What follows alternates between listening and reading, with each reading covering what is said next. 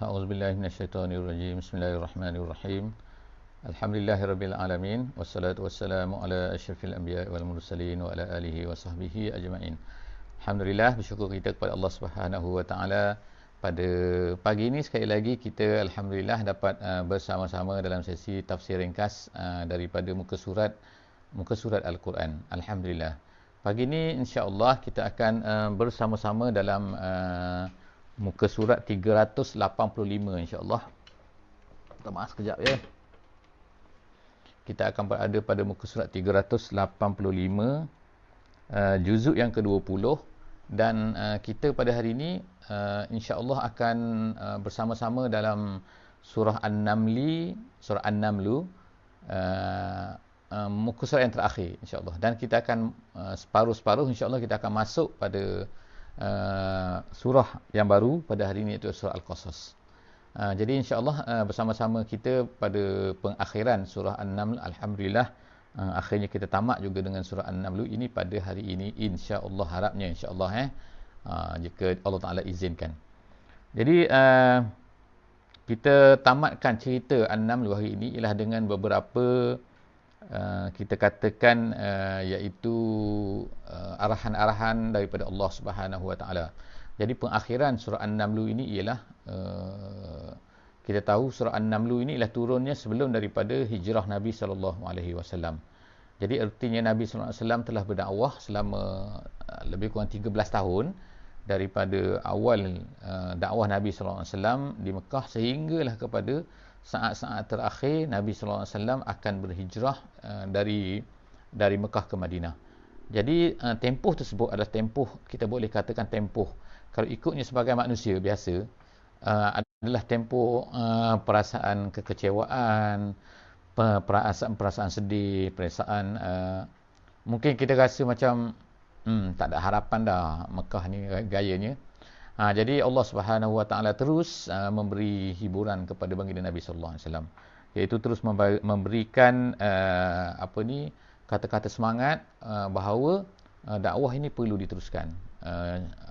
Kerja ini mesti diteruskan.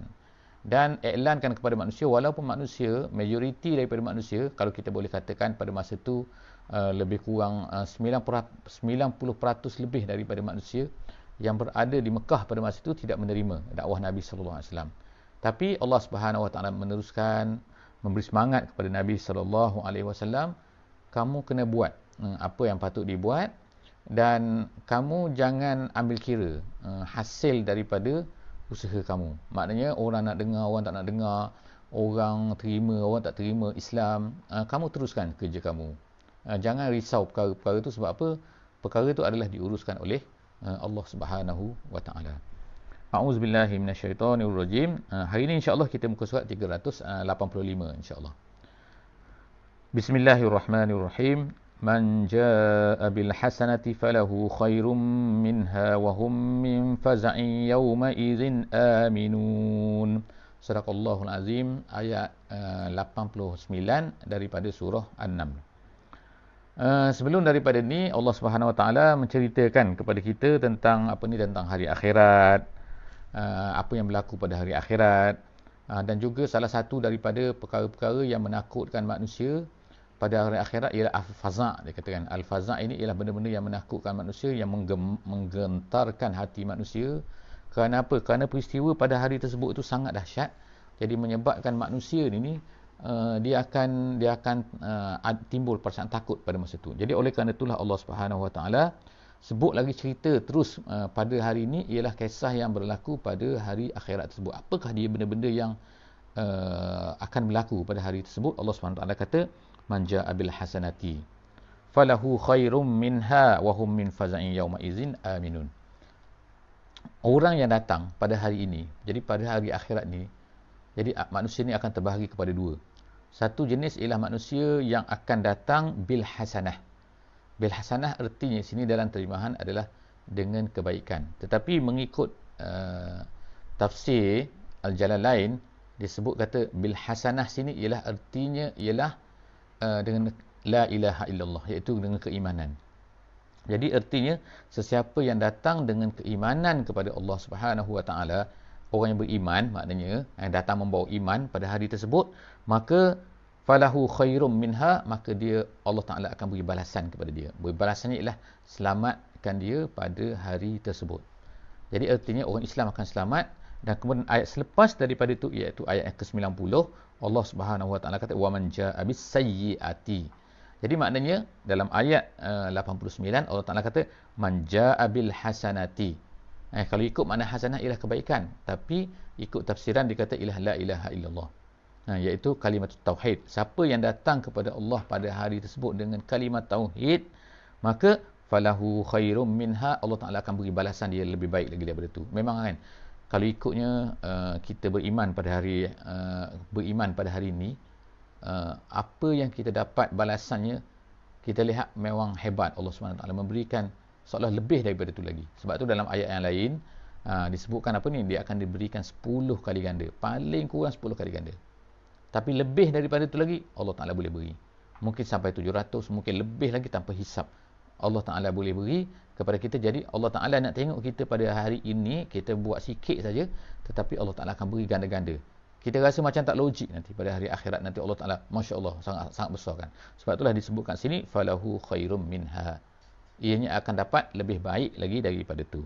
Dan juga benda yang kedua yang dia akan dapat ialah dia akan selamat daripada min faza'in yauma izin.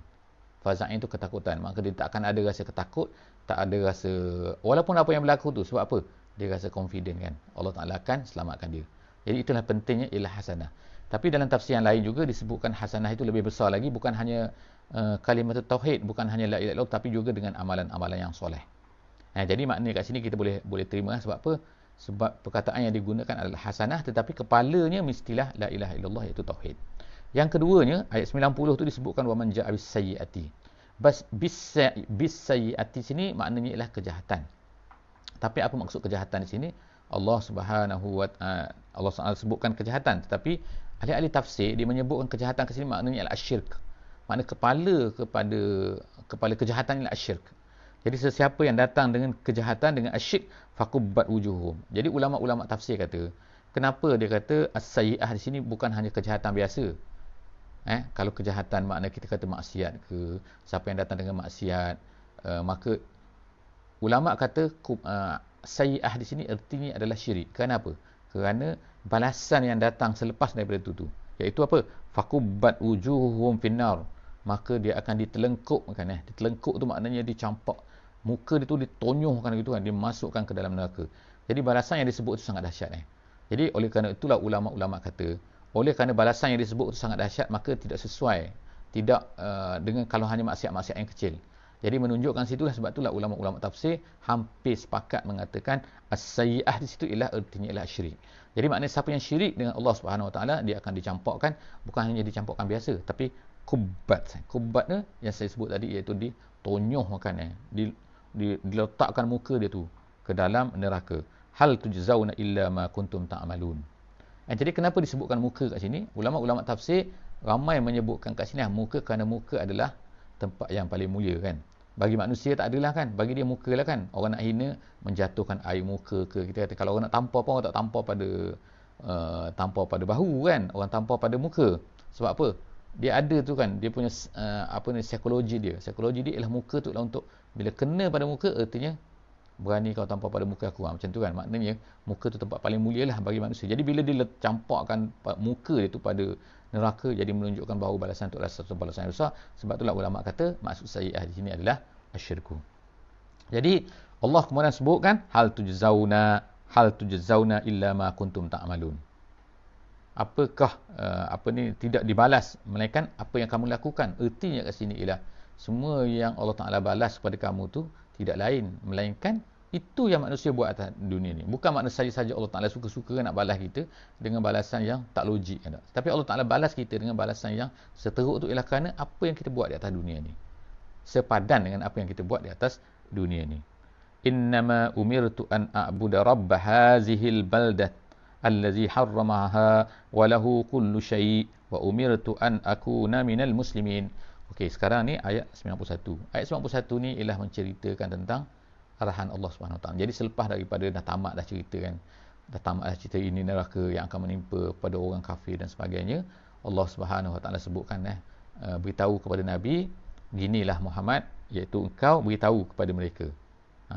Innama umirtu, beritahu kepada orang kafir ni, beritahu kepada mereka bahawa apa, aku ni hanya disuruh untuk beribadah kepada Tuhan rumah ini, bukan Tuhan lain. Mereka pun tahu kan bahawa rumah ini, iaitu Kaabah ini, Baitullah ini adalah sebenarnya adalah dibina oleh Nabi Ibrahim atas arahan Allah Subhanahu Wa Taala. Mereka tahu. Sebab itulah nama mereka Allah, nama mereka Abdullah dan sebagainya tu. Jadi mereka tahu Allah tu siapa. Kalau mereka nak tulis pun surat nak buat boikot kepada Nabi pun, mereka gunakan nama Allah, bismillah juga. Jadi erti kat sini ialah Allah ni bagi mereka adalah sudah lumrah, satu benda yang biasa. Mereka tahu. Jadi sebab itulah mereka tahu kan bahawa rumah ini ada tuan dia. Tuan ni siapa? Tuan ni adalah Allah. Jadi sebab itulah dia kata kat sini kan. Dia kata kat sini Allah Subhanahu Wa Taala menggunakan perkataan ni. Aku beritahu kepada mereka, wahai Muhammad, aku ni hanya disuruh untuk beribadah kepada Tuhan rumah ini saja. Tuhan negeri ini, baldah. Hazihil baldah. Negeri ini adalah negeri Mekah tu. Allazi harramaha, yang Allah Ta'ala telah menjadikan dia ni haram. Apa maksud menjadikan dia ni haram? Iaitu Allah Ta'ala menjadikan dia ni selamat. Tanah haram kan kat situ kan, dok. Manusia ni, orang Arab pada masa tu, walaupun mereka ni jahiliah, tapi mereka menghormati tanah haram tu. Mereka menghormati apa? Iaitu kalau orang jahat pergi kat situ, selamat. Orang tak ada peperangan kat situ, di tanah haram tu. Tanah haram Mekah kan. Dan macam-macam lagi. Orang Arab faham benda ni. Mereka tahu benda ni. Dan mereka tak akan buat benda-benda yang berdarah kat situ. Tapi bila Muhammad, mereka sanggup buat macam-macam kepada Muhammad. Padahal di tanah haram juga kan. Jadi, bagaimanakah tanah Mekah ni boleh menjadi tanah haram tu? Itulah Allah Ta'ala sebutkan sini. Dialah yang telah allazi harramaha, yang telah menjadikan tanah ini haram. Kemudian tu, walahu kullu syai', dan bagi Allah ni semua benda. Maknanya apa benda dia nak buat semua boleh. Wa umirtu an akuna minal muslimin. Jadi Allah beritahu kepada Nabi Muhammad sallallahu alaihi wasallam, beritahu kepada orang Arab semua tu, aku ni disuruh untuk menjadi orang yang muslim, iaitu taat, rendah diri, patuh kepada Allah Subhanahu Wa Taala. Wa an atluwal Quran, dan kemudian seterusnya ialah wa an atluwal Quran. Aku ni disuruh, beritahu kepada mereka, aku ni disuruh untuk membacakan Quran. Dalam tafsiran ada dua maksud kat sini kan. Yang pertama kata, aku ni disuruhkan baca Quran je. Kalau dalam terjemahan oleh Syekh Abdullah Basmeh, dia kata ialah terus sentiasa membaca Quran. Tetapi kalau ikut dalam tafsir Jalalain ataupun tafsir Al-Wasit, dia sebut lain sikit. Dia sebut iaitu apa dia?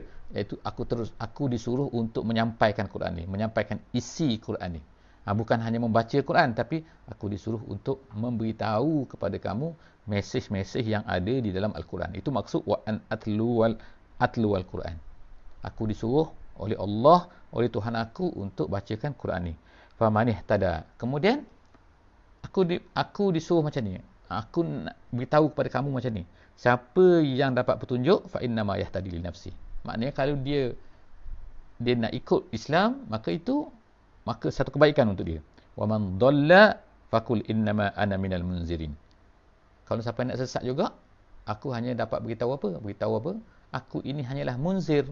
Aku ini hanyalah pemberitahu, pemberi amaran. Kamu tak nak ikut itu bukan kerja aku. Itu adalah kerja Allah Subhanahu Wa Taala. Itu masalah-masalah kamu. Aku hanya nak beritahu kepada kamu tentang isi Al-Quran. Sebab tu wa an atluwal Quran. Itu dikaitkan macam tu kan dalam tafsir. Kemudian wa qulil hamdulillah sayuriikum ayatihi fata'rifunaha. Jadi katakanlah kepada mereka, wahai Muhammad, ini ayat terakhir daripada surah An-Naml.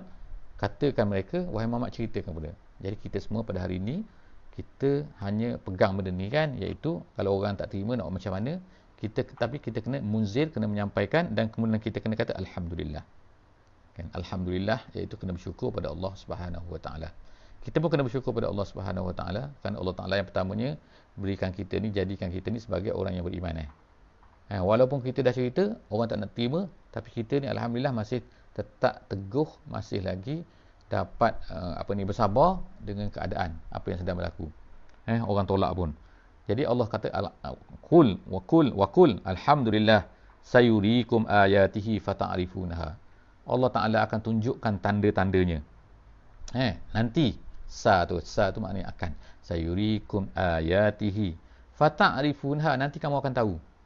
Jadi kalau ikut tafsir, kalau kepada Nabi Muhammad SAW kat sini, setengah tafsir mengatakan ialah maksud di sini ialah nanti Allah tak akan tunjuk yang pertama sekali ialah masa peperangan Badar.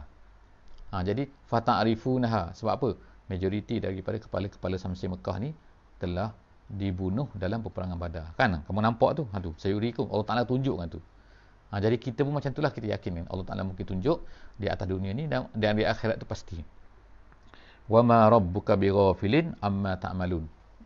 Last sekali ayat ini sangat maknanya memberi semangatlah kepada Nabi SAW. Iaitu apa? Nak cerita lagi bahawa sebenarnya Tuhan kamu, wahai Muhammad, wahai kita semua, wahai orang yang menyampaikan Islam semua, iaitu apa? Wa ma rabbuka bighafilin amma ta'malun. Apa ni Allah Ta'ala suruh beritahu, katakan kepada mereka ni ialah Allah tak akan lalai. Allah tidak lalai daripada apa yang kamu lakukan. Maknanya kalau kamu buat apa-apa, kamu jangan ingat bahawa Allah Ta'ala tak tahu. Allah Ta'ala tahu, Allah Ta'ala nampak, Allah Ta'ala sedang perhati. Allah Ta'ala cuma Allah Ta'ala tak balas lagi pada masa sekarang, masa-masa saya nak menyampaikan ni kan. Jadi selepas ni nanti Allah akan buatlah apa benda yang dia tahu bahawa benda tu adalah baik untuk kita semua. Okey, alhamdulillah habis kita surah An-Naml pada pagi ni, dan kita akan bersama-sama sekarang ni kita nak masuk kepada satu surah baru, iaitu surah ni adalah surah Al-Qasas. Jadi surah ni adalah Al-Qasas, tajuknya adalah, namanya adalah cerita-cerita maksud dia. Kisah. Kalau kisah tu satu cerita, Qasas tu ialah cerita-cerita, banyak cerita-cerita. Apakah dia cerita-cerita yang Allah Ta'ala nak sebutkan ni, ialah kita akan tengoklah nanti dalam surah ini ada, insya-Allah. Jadi surah ini kalau ikut turutannya disebutkan oleh ulama-ulama tafsir, dianya adalah turun selepas daripada surah An-Naml. Jadi kita tahu tadi surah An-Naml tu ialah turun antara surah yang terakhir diturunkan di Mekah. Jadi surah Al-Qasas ni turun selepas daripada itu lagi. Jadi dikatakan bahawa surah ini turun semasa Nabi SAW dalam perjalanan daripada Mekah ke Madinah semasa hijrah. So maknanya kita ni alhamdulillah kan, kita sekarang boleh nampak kan. Kita belajar sirah, kita tahu sirah kan. Dengan pengetahuan kita tu kita boleh nampak kan. Oh, Nabi sekarang nak berhijrah, dalam perjalanan hijrah tu ambil masa 2 minggu kan. Nabi SAW duduk dalam gua Sur, lari dan tu, kemudian takut dikejar kan, dalam keadaan suasana macam tu, kemudian lari berjalan laluan yang tidak biasa, kemudian nak sampai ke Madinah. Jadi sampai di pertengahan jalan, maka turunlah surah ini. Jadi kita boleh bayangkan surah ini sekarang ni surah penceritaan. Jadi tidak sunyi Nabi SAW, iaitu Nabi dapat cerita baru daripada Allah SWT semasa dalam perjalanan ni. Perjalanan daripada Mekah ke Madinah. Cerita ni dalam bentuk cerita. Jadi kita boleh rasa, maknanya suasana tu suasana takut, suasana tu suasana bimbang, suasana dikejar kan oleh orang Quraisy, suasana dapat wanted kan orang-orang kafir Quraisy dah tulis dah wanted Muhammad dan juga Abu Bakar ni. Jadi dalam keadaan wanted itu tu, kalau ikutnya takutlah kan. Tiba-tiba Allah Ta'ala turunkan surah ni. Surah ni adalah surah yang menggembirakan Nabi SAW. Jadi insya-Allah dalam sesi akan datang kita akan ceritakan tema secara lebih detail, insya-Allah kan. Sebab kita ada panjang juga kan surah ini. Jadi insya-Allah, jadi surah Al-Qasas ni adalah surah Makkiyah lah. Dikira sebagai Makkiyah, tapi ada yang kata dalam perjalanan lah di antara Makki dan juga Madani. Jadi ada yang ayat ni, ada yang ulama-ulama kata setengah daripada ayat ni adalah ayat Madani. Tapi tak apa. Tapi kita kata dia adalah pertengahan. Pertengahan di antara Makkah dan juga Madinah. Jadi kita dengarkan dia adalah majoriti daripada ayat ni adalah cerita, tentang cerita. Cerita apa? Cerita tentang Nabi Musa alaihi salam. Okey. A'udzubillahi minasyaitonirrajim. Tasim mim. Di permulaan tu kita tak ceritalah. Sebab apa kan? Sebelum daripada ni kita cerita ayat-ayat hijaiyah dipanggil ni, ataupun muqatta'ah ni, iaitu huruf-huruf muqatta'ah ni, huruf-huruf yang pendek-pendek ni kan, alif lam mim dan sebagainya tu mempunyai makna-maknanya yang tersendiri, dan pelbagai ulama lah memberi makna kepada huruf-huruf ini. Dan pendapat yang paling popular, yang paling kuatnya kalau ikut tafsir Jalalain, dia kata ialah hanya Allah Subhanahu Wa Taala yang mengetahui maksudnya. Tapi ada ulama-ulama lain yang memberi makna-maknanya kat sini. So insya-Allah boleh refer kepada buku-buku tafsir yang lain. Semua tu ada pendapat-pendapat yang boleh diterima kalau nak pakai. Tapi tidak semestinya satu pendapat sajalah kan maknanya. Okey, tapi pendapat yang masyhur ialah Allahu a'lamu bimuradihi, Allah Taala saja yang tahu maksudnya. Tilka ayatul kitabil mubin. Yang pertama sekali Allah SWT mereferkan itu semua tu yang turun semua tu, tilka tu Yang turun banyak-banyak tu adalah tanda-tanda ayat-ayat daripada Alkitab, iaitu daripada Al-Quran. Apa? Al-Mubin. Al-Mubin tu apa? Maksud Al-Mubin tu kita sebut daripada ni kan, iaitu yang penjelas, menjelas. Kalau dalam tafsir dia kata Al-Muzhir. Muzhir tu makna yang menzahirkan. Yang menzahirkan tu makna kalau dulu tak nampak, sekarang jadi Quran ni jadi menampakkan satu benda. Gitu kan. Jadi apa yang nampak, apa yang tak nampak? Yang menampakkan, yang dinampakkan oleh Al-Quran ni ialah benda al-haqqu wal batil. Itulah yang diberi penjelasan oleh ulama. Jadi maksudnya sini Quran ni, dengan turunnya Quran tu, dia beritahu kepada kita, ini betul, ini salah, ini betul, ini salah, ini betul. Jadi kalau tanpa Quran, soalan kita ni tak nampak. Jadi macam cahaya lah kan, hitam ke putih, hitam ke putih. Kalau tak ada cahaya, dalam gelap sama je hitam putih kan. Kalau tak ada cahaya, merah, hijau, kelabu semua sama saja. Tapi bila ada cahaya, kita boleh nampak. Jadi Al-Quran tu macam tu, dia tu Al-Mubin, dia menjelaskan, penjelaskan yang ni salah, yang ni betul. Betul. Kemudian natlu alaika min naba'i Musa wa fir'auna bil haqq liqaumin yu'minun. Kami bacakan alaika kepada kamu. Jadi kita sebut tadi kan dah, suasana tu suasana hijrah kan, suasana perjalanan. Jadi turunnya ayat ni memang cantik lah kan, iaitu cerita yang menghiburkan baginda Nabi sallallahu alaihi wasallam. Tambahan lagi kandungan dia tu sangat-sangat menghiburkan. Jadi bayangkan dalam keadaan susah tadi, tiba-tiba datangnya ayat ini. Jadi Allah Ta'ala kata, kami nak bacakan kepada kamu tentang kisah Musa. Jadi rupanya kisah Musa ni satu kisah yang penting lah bagi kita. Kenapa? Kerana benda ni ialah di hadapan Nabi nanti, di Yasrib sana tu, Nabi nak pergi hijrah kan. Di Yasrib sana ada apa? Ada kaum Yahudi. Jadi persediaan untuk memahami kisah Bani Israel dan kisah Nabi Musa ni sangat memberi manfaat lah kepada Nabi kita SAW, sangat bertepatan. Iaitu Nabi nanti akan tahu, lebih tahu daripada orang Yahudi tahu tentang Nabi Musa. Kenapa? Kerana orang Yahudi tahu Nabi Musa, cerita-cerita dia, tok nenek dia, ayah dia cerita, mak dia cerita kan, dia cerita, dia ambil cerita, lepas tu nakal kan, sambung beri kepada anak cucu dia. Tapi apa yang Nabi SAW tahu ni ialah kisah daripada Al-Quran. Maknanya benda tu datang daripada Allah direct kan. Jadi mana lebih betul lagi. Jadi Allah Ta'ala pun cerita kat sini. Cerita apa? Kisah Nabi Musa ni, dia kata ni nak cerita Naba Musa. Naba Musa ni cerita paling besar. Maknanya Naba ni berita besar, Al-Khabarul Aham, khabar yang sangat penting. Musa dan juga Fir'aun. Jadi maknanya kisah Musa yang paling penting sekali ialah Musa dan Fir'aun lah. Ada banyak lagi cerita lain, tapi kisah yang paling besar iaitu Nabi Musa dan Fir'aun. Bil haqqi, dengan benar, bisirki, bil haqqi ni bisirki, dengan sebenar-benarnya, liqaumin yu'minun, bagi orang yang beriman. Inna Fir'aun ala fil ardi. Startlah cerita sekarang ni. Cerita apa? Fir'aun ni jahat atas muka bumi ni. Dia ni takabur atas muka bumi. Ala tu atas, tinggi. Tinggi tu maknanya takabur, ta'azzama. Dia rasa dia ni besar, dia rasa dia ni hebat kan. Ta'ala fil ardi kat situ ulama tafsir kata di negeri Mesir. Sebab apa? Fir'aun ni tidaklah memiliki semua negara. Bukan semua dunia ni dia punya. Negeri Mesir saja kan. Jadi dia ni menguasai di negeri Mesir tu, menguasai dalam bentuk bukan menguasai biasa, menguasai dalam kejahatan. Fir'aun ni, nama Fir'aun ni adalah nama, kalau ikutnya adalah nama umum. Pharaoh kan. Nama umum apa? Nama umum kepada raja-raja Mesir.